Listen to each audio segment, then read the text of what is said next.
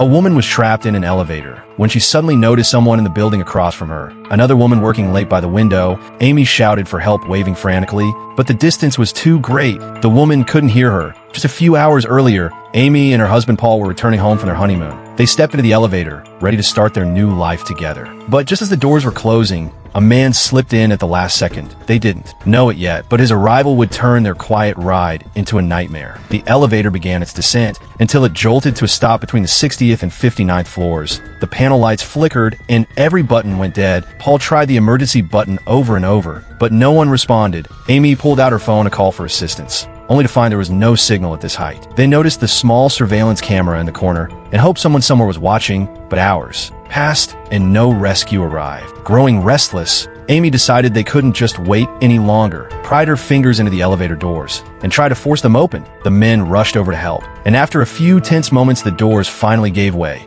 only to reveal a concrete wall between two floors. There was no way out. Frustrated Amy returned to the window, staring out at the glowing skyline. That's when she saw the woman across the street. She screamed for help until her voice cracked.